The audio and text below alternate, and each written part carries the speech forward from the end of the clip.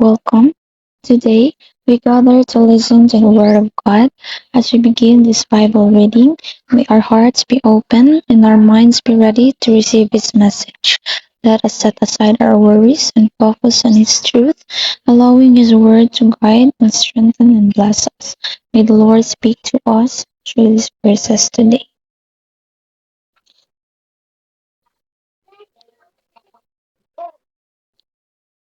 John chapter 15, verse 18 to 19.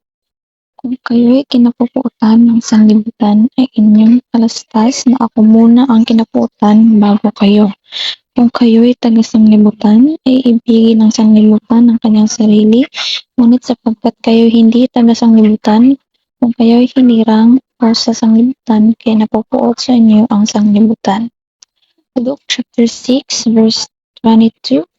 Mapapalad kayo kung kayo'y kapuutan ng mga tao, at kung kayo'y ihiwalay nila at kayo'y alimurahin at itakwil ang inyong pangalan na tila masasama dahil sa anak ng tao. 1 Peter chapter 4 verse 14. Kung kayo'y mapintasan dahil sa pangalan ni Kristo, ay mapapalad kayo sapagkat ang espiritu ng kalwalhatian, ang espiritu ng Diyos ay nagpapahingalay sa inyo. Isaiah chapter 66 verse 5. Inyong pakinggan ang salita ng Panginoon, inyong nanginginig sa kanyang salita, ang inyong mga kapatid na nagtatanim sa inyo ng mga takwil sa inyo dahil sa akin, ang sabi sa inyo, luwalhatian ni Panginoon upang makita namin ang inyong kagalakan, ngunit sila'y mga papahiya.